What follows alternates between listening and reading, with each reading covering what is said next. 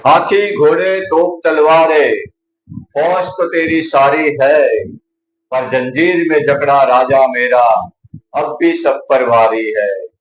तो दोस्तों ये डायलॉग है आज का, जिसको हम इंग्लिश में ट्रांसलेशन करने वाले हैं और इसको वर्ड बाय वर्ड इसका जो है वो हम ग्रामर सीखने वाले हैं। तो दोस्तों ये जो है वो खुद में एक जोश से भरा हुआ डायलॉग है, ठीक है। एक इंडिकेट करता है, जोश को इंडिकेट करता है। और दूसरा क्या है कि एक राजा जो है वो राजा के बारे में एक विशेषता बताता है कि भले ही जंजीरों में जकड़ा हुआ है, लेकिन वो तुम्हारे जो भी 2000 3000 जो भी योद्धा है उन सब पर अकेला ही भारी है। तो एक पावरफुल डायलॉग के साथ में आया हूं आज। तो वही पावरफुल डायलॉग है, उसका हम पहले इंग्लिश में ट्रांसलेशन करेंगे और इसको वर्ड बाय वर्ड जो है ग्रामर सीखेंगे।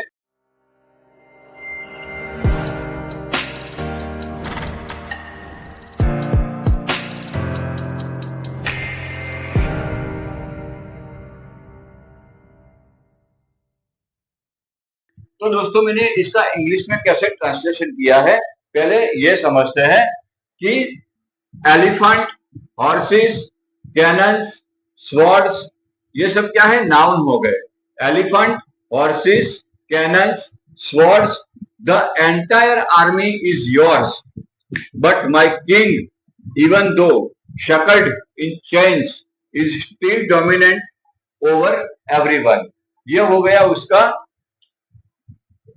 इंग्लिश में ट्रांसलेशन। ओके, ये हो गया उसका इंग्लिश में ट्रांसलेशन। अब इसको हम समझते हैं कि इसका हिंदी क्या होता है।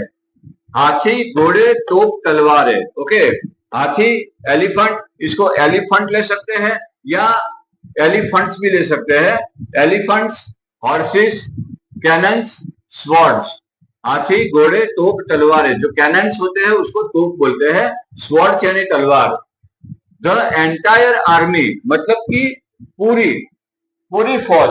ओके, यहाँ पे जो कवि है उसने क्या बोला है कि सारी फौज, तेरी सारी फौज, पर यहाँ पर एंटायर आर्मी मतलब कि जो भी विशाल आर्मी है वो ढेर सारी फौज।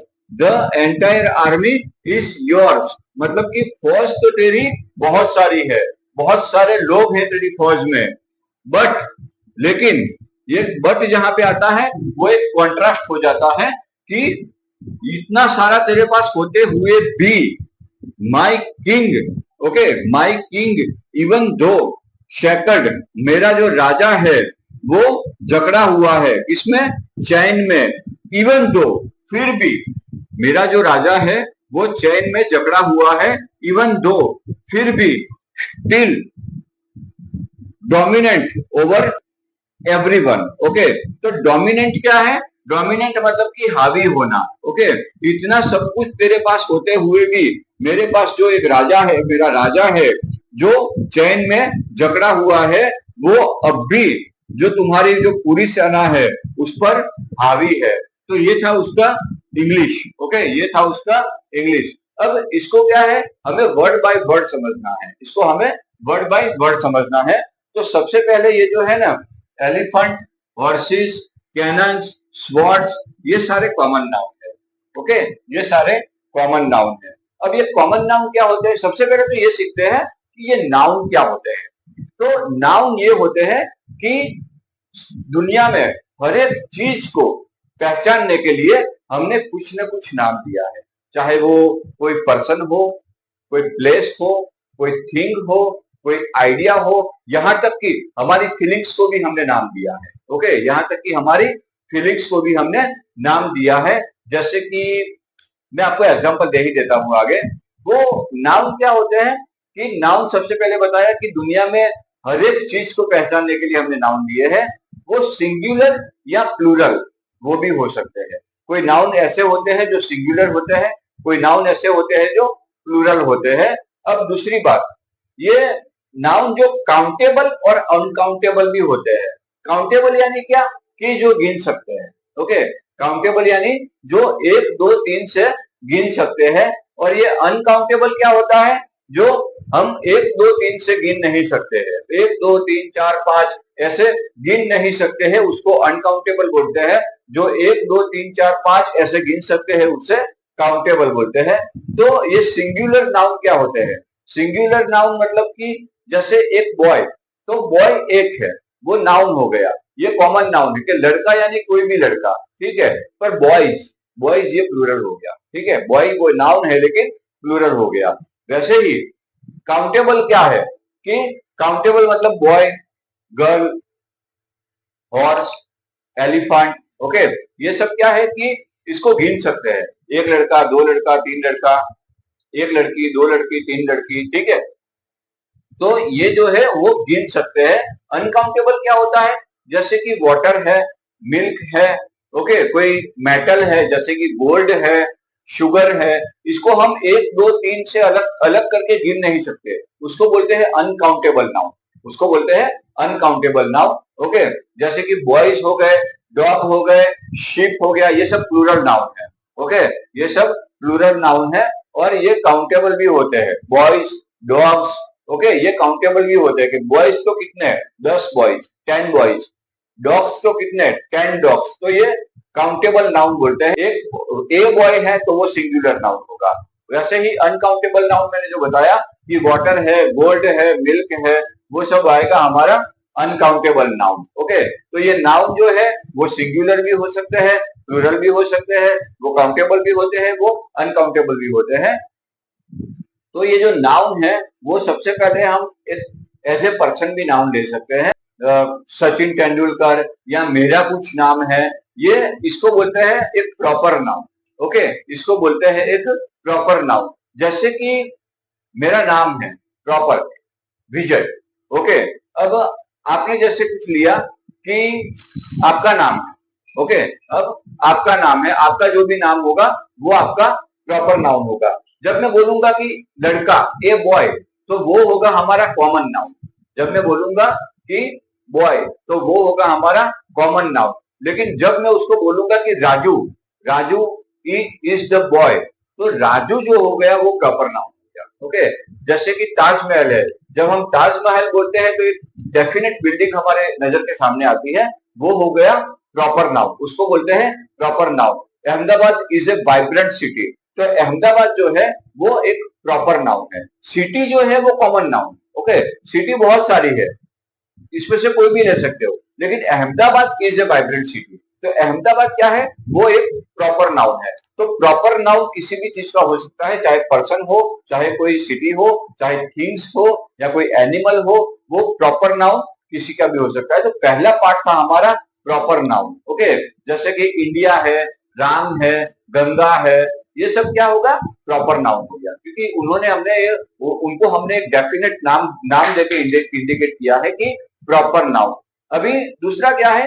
Common noun, okay. Common noun क्या होता है? जैसे मैंने आगे बताया कि सिटी, सिटी कोई भी हो सकती है, ओके। सिटी कोई भी हो सकती है, पर सिटी जब इंडिकेट होता है तो उसको बोलते हैं कॉमन नाउन, ओके। एक बॉय, मैंने भी बोला कि बॉय जिसका नाम नहीं है कुछ पर लड़का है, तो वो पूरे बॉयज की जाति को इंडिकेट करता है, तो एक कॉमन नाउन हो गया, ओके। एक कॉमन नाउन हो गया। जैसे कि river, the Ganga is a river, जो द गंगा है वो प्रॉपर नाउन हो गया, पर रिवर जो है वो रिवर यानी कोई भी रिवर हो सकती है, तो उसको हम बोलते हैं कॉमन नाउन, ओके। उसको बोलते हैं कॉमन नाउन। अब तीसरा क्या है नाउन का? Noun abstract noun, okay. Abstract क्या होता है?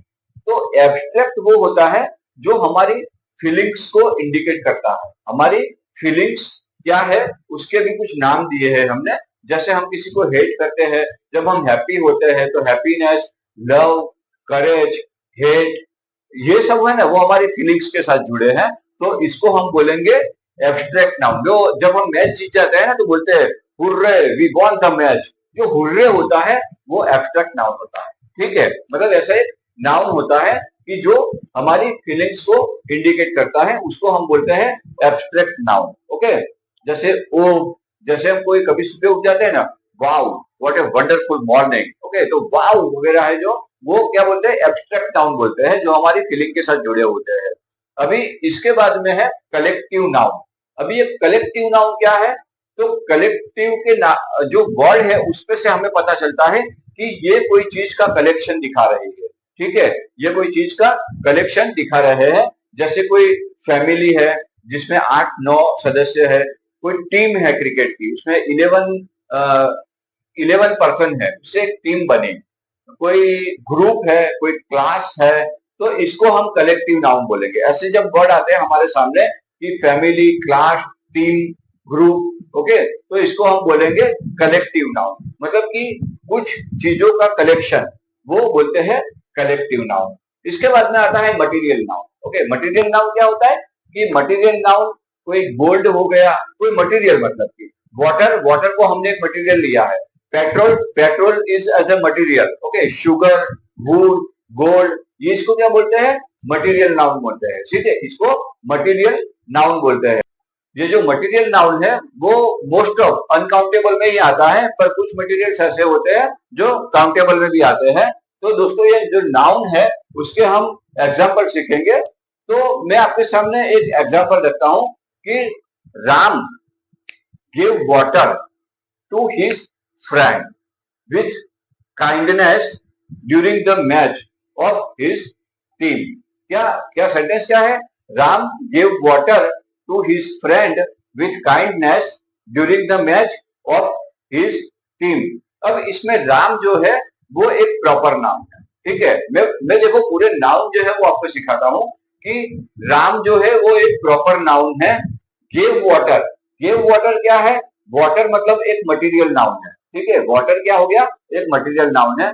टू हिज फ्रेंड, ये एक कॉमन नाउन है, उसके कोई पर्टिकुलर फ्रेंड का यहाँ पे नाम नहीं दिया है। टू हिज फ्रेंड, ये एक कॉमन नाउन है। विथ काइंडनेस, विथ काइंडनेस मतलब दया भाव से, ओके, दया भाव से। तो ये क्या हुआ, हमारी फीलिंग यहाँ पे जो है वो इंडिकेट हुई, जो फीलिंग को एक्सप्रेस करता है वो हुआ हमारा एब्स्ट्रैक्ट नाउन, ओके, वो हुआ हमारा abstract noun. During the match, during the match, अभी ये जो मैच है वो भी कोई पर्टिकुलर मैच का नाम नहीं दिया है, तो इसको भी हम कॉमन नाउन बोलेंगे, कोई प्रॉपर मैच का नाम नहीं है, तो इसको हम बोलेंगे common noun. Of his team, of his team, तो ये टीम क्या है, टीम वो कलेक्शन है 11 प्लेयर्स का, ठीक है। तो एक इसको बोलेंगे कलेक्टिव नाउन, इसको बोलेंगे हम कलेक्टिव नाउन। तो दोस्तों ये थे हमारे नाउन और उसके टाइप्स, कि नाउन क्या होता है, उसके टाइप्स क्या होते हैं, ठीक है। यहाँ पे जो है वो elephant, horses, cannons and swords, ये सब नाउन हो गए। अभी द एंटायर, अभी द एंटायर क्या है कि द जो है वो डेफिनेट आर्टिकल है, ओके, दी जो है वो डेफिनेट आर्टिकल है जो कि इंडिकेट करता है एंटायर आर्मी को, ओके। जब कुछ कलेक्शन दिखाना हो ना तो उसके आगे हम द आर्टिकल यूज करते हैं। जब किसी चीज का कलेक्शन हो, कलेक्टिव हो, तो उसको उससे आगे हम आर्टिकल द यूज करते हैं कि द एंटायर आर्मी। अभी ये एंटायर क्या है, एंटायर एक एडजेक्टिव है, ओके, जो किसको मॉडिफाई करता है, आर्मी को, मतलब आर्मी तो है पर बहुत सारी है, ओके, एंटायर यानी पूरी फौज, ओके। तो द एक डेफिनेट आर्टिकल है, एंटायर यानी एक एडजेक्टिव है, आर्मी, आर्मी क्या है, वो हमारा एक कलेक्टिव नाउन है, ओके, आर्मी क्या है, हमारा एक कलेक्टिव नाउन है। तो the entire army is yours, is क्या है, इज ये हमारा एक वर्ब हो गया, ठीक है, जो कि प्रेजेंट टेंस को इंडिकेट करता है, इज प्रेजेंट टेंस को इंडिकेट करता है। अभी योर्स, ओके, ये जो योर्स है दोस्तों, ये जनरली हमने योर सुना होगा, लेकिन ये योर के पीछे एस लगा है, तो ये योर्स जो है इसको हम बोलते हैं पजेसिव प्रोनाउन, इसको क्या बोलते हैं, पजेसिव प्रोनाउन, ओके। ये जनरली योर्स जो है वो सेंटेंस के पीछे, या मतलब कि ऑब्जेक्ट के तौर पे ही लगता है, ओके, ये सेंटेंस के पीछे ही लगता है। तो योर्स को क्या बोलेंगे कि पजेसिव प्रोनाउन।